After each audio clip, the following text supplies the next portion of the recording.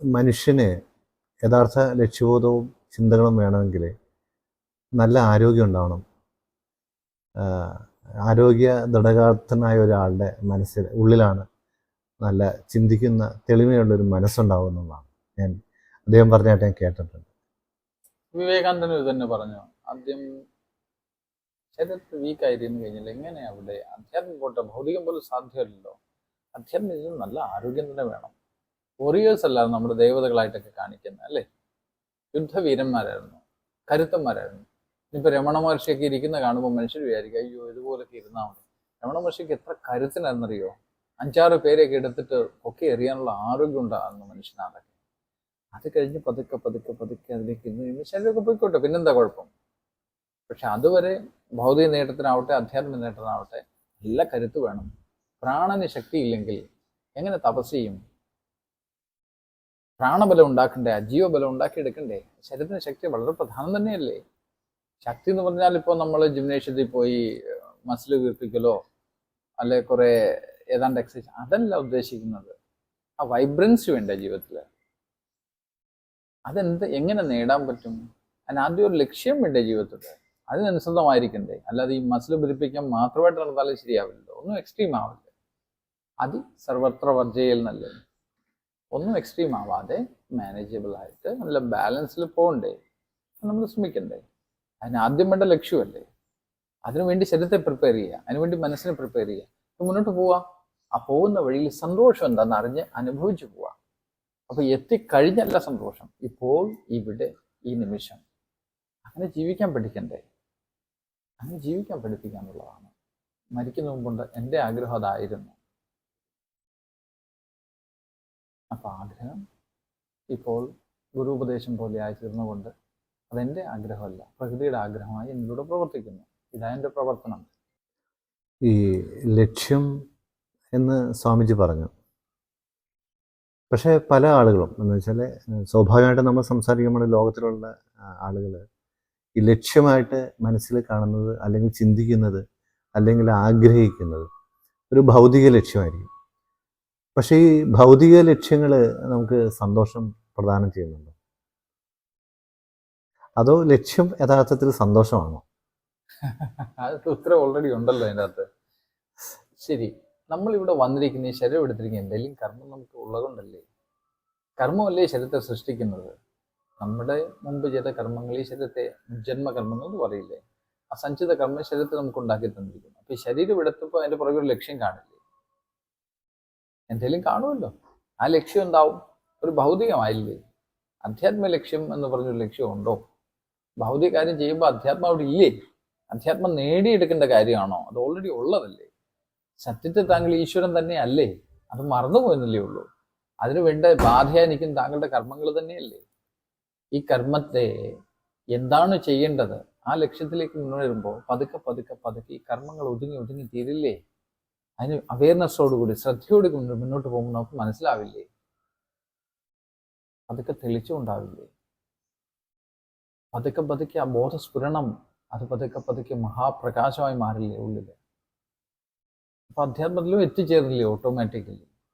ഭൗതിക ലക്ഷ്യവും തീർന്നു, അധ്യാത്മത്തിലേക്ക് വീഴുകയും ചെയ്തു. പരമമായ ശാന്തിയല്ലേ അധ്യാത്മം. അതിലൊക്കെയുള്ള വഴിയല്ലേ ഈ ആനന്ദം, പ്രേമം. അല്ലാതെ എന്താ ഇതിനും വേണ്ടിയൊക്കെ അറിയാനുള്ളത്? നമ്മുടെ മനസ്സിനും ബുദ്ധിക്കും കോംപ്ലിക്കേറ്റഡ് ഉള്ള കാര്യങ്ങൾ വേണം. അതിന് സരളമായ കാര്യം പിടികിട്ടില്ല. അതുകൊണ്ട് മനസ്സും ബുദ്ധിയും അവിടെ സറണ്ടർ ചെയ്യപ്പെടേണ്ടി വരും. അതിന് നമുക്ക് സഹായം വേണ്ടേ? അതിന് ആ വഴി പോയി മുമ്പേ നടന്ന് ആരെങ്കിലും കൈപിടിച്ച് പോകണ്ടേ? അത് നമുക്ക് അനുയോജ്യമായിരിക്കണ്ടേ? നമ്മുടെ ഊർജ്ജത്തോട്ട് ചേർന്ന് പോകുന്ന മാർഗം വേണ്ടേ? ചോദ്യങ്ങളെ എനിക്ക് തരാൻ പറ്റൂ, ഉത്തരവ് സ്വയം കണ്ടെത്തിക്കണം. അപ്പൊ നമ്മൾ കൂടുതൽ ദുർഗ്രഹതയാണ് നമ്മൾ കൂടുതൽ മനുഷ്യൻ ആഗ്രഹിക്കുന്നത്. ലളിതമായിട്ട് പറഞ്ഞു കഴിഞ്ഞാൽ ഒരിക്കലും നമുക്ക് അതിനകത്തൊരു സന്തോഷം നൽകില്ല എന്നാണോ ഉദ്ദേശിക്കുന്നത്?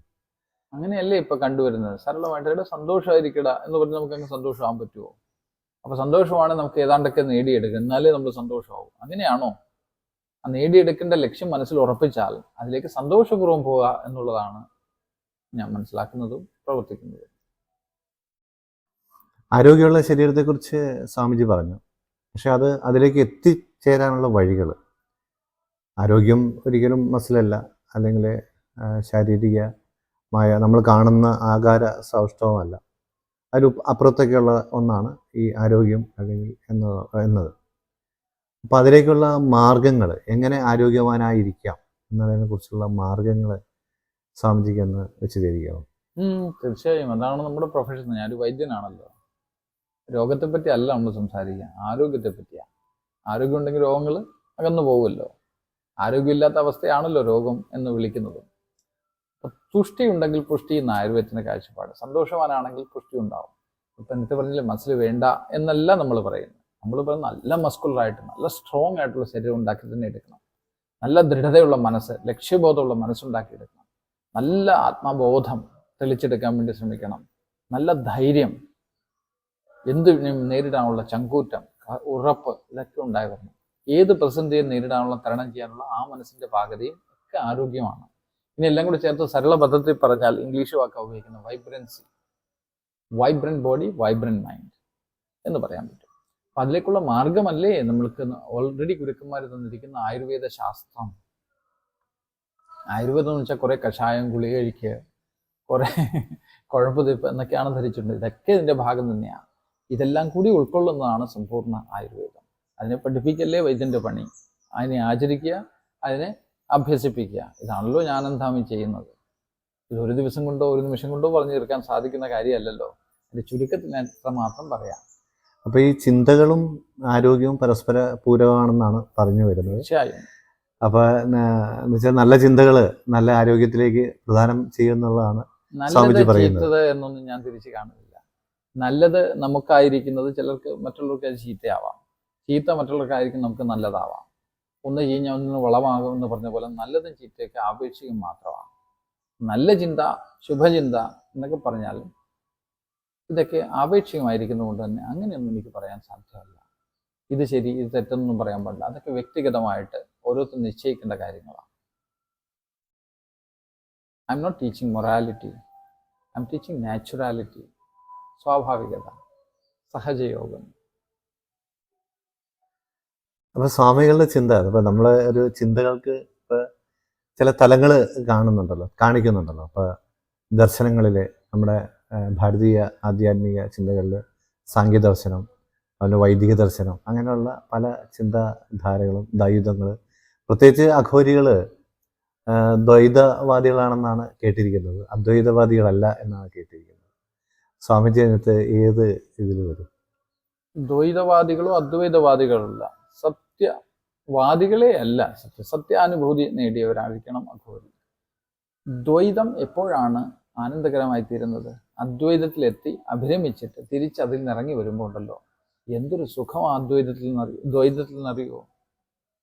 അദ്വൈതം പരമസത്യമാണ്, പക്ഷെ ദ്വൈതം യാഥാർത്ഥ്യമാണ്. എൻ്റെ ഗുരുവും ഞാനും, എന്തൊരു ആനന്ദം അതിൽ. വേറിട്ട് നിൽക്കുമ്പോഴല്ലേ ആനന്ദം അനുഭവിക്കാൻ പറ്റൂ. ഗുരുവിൽ ലയിച്ചാൽ പിന്നെ ഞാനുണ്ടോ? ഗുരു മാത്രമല്ലേ ഉള്ളൂ. ഗുരു മാത്രമായിട്ടിരിക്കുവോ? ഞാനില്ലാതാവുമ്പോൾ ഗുരു ഇല്ലാണ്ടാവും. അവിടെ സമ്പൂർണ്ണതയാണ്. ബ്രഹ്മം എന്ന് പറയും വേദാന്തത്തിൽ, ഇല്ലേ? ആ ബ്രഹ്മസത്യത്തെ പിന്നെ ഞാനില്ല, ഗുരുവില്ല. ചിദാനന്ദരൂപ ശിവോഹം ശിവോഹം. ആ സത്യത്തെ പിന്നെ ശിവം ഞാനാണ് എന്ന് തിരിച്ചറിയാൻ ഞാനില്ലല്ലോ അവിടെ, മനസ്സില്ലല്ലോ അവിടെ. അവിടുന്ന് പുറത്തിറങ്ങി വരുമ്പോൾ കേവല മനസ്സായി ജീവിക്കാൻ എത്ര ആനന്ദകരമാണെന്നറിയോ. അദ്വൈതത്തിലെത്തി ദ്വൈതത്തിലേക്ക് വരിക എന്ന് പറയും. ഇതൊരു വാദമൊന്നുമല്ല, അനുഭൂതിയാണ്.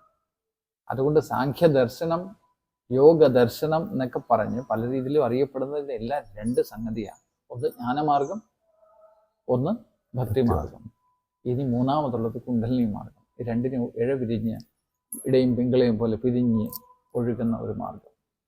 അതാണ് എൻ്റെ മാർഗം, അത് ഘോറികളുടെ മാർഗം. അത് തന്നെയാണ് നിത്യാനന്ദ ഭഗവാന്റെ മാർഗം. ഈ അഘോരികൾ, ആദ്യകാലത്ത് അഘോരികൾ സാമൂഹ്യ വിഷയങ്ങളിൽ കാര്യമായിട്ട് ഒരു ഇടപെടലുകൾ അഘോരികളിൽ ഉണ്ടായിരുന്നില്ല. അവരുടെ സ്വയം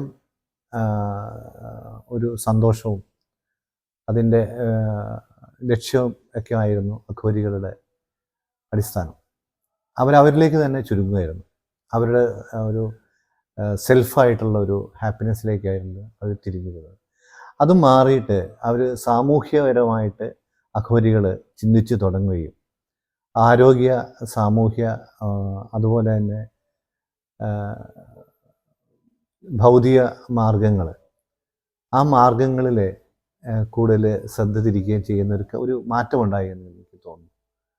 അതിനെക്കുറിച്ച് സ്വാമിജിയുടെ ഒരു സമൂഹം എന്ന് പറഞ്ഞാൽ വ്യക്തികളുടെ കൂട്ടമാണല്ലോ. നമ്മൾ കാണുന്ന ഓരോ വ്യക്തിയാണ്. വ്യക്തിയായി കാണപ്പെടുന്നതൊക്കെ ഞാൻ തന്നെയാണെന്നുള്ള സംശയവും നമുക്കില്ല. അങ്ങനെ നാം തന്നെ പല രീതിയിൽ ഇങ്ങനെ കിടന്ന് പിടച്ച് കാണുമ്പോൾ നമുക്കിത് ചുമ്മാ കുത്തിയിരിക്കാൻ പറ്റുമോ? ഏറ്റവും വലിയ സ്വാർത്ഥനാണല്ലോ സന്യാസിയായി തീരുക. സ്വന്തം സുഖം അന്വേഷിക്കുന്നില്ലേ സന്യാസി? മഹാസ്വാർത്ഥനായിരിക്കണം സന്യാസി. അപ്പോൾ നമ്മൾ നമ്മുടെ സുഖം കണ്ടെത്തി ഇനി നമുക്ക് എന്ത് ചെയ്യാനാ? പണ്ടാണ് കാടുണ്ടായിരുന്നു, അഭിരമിക്കായിരുന്നു, ശല്യമില്ല. ഏത് കാട്ടിൽ പോയി ഇപ്പോൾ വിളിച്ചാലും ആൾക്കാർ തപ്പിയെത്തില്ലേ? എവിടെ സ്വസ്ഥമായിട്ടിരിക്കാൻ പറ്റും? ആൾക്കാർക്ക് സ്വസ്ഥത ഉണ്ടാവുക, സന്തോഷം ഉണ്ടാവുക, ആനന്ദം ഉണ്ടാവുക. അല്ലാതെ ഇനിയിപ്പം നമുക്ക് എന്താ ചെയ്യാൻ പറ്റുക? നമ്മുടെ സ്വാസ്ഥ്യം ഒക്കെ നേടിക്കഴിഞ്ഞു.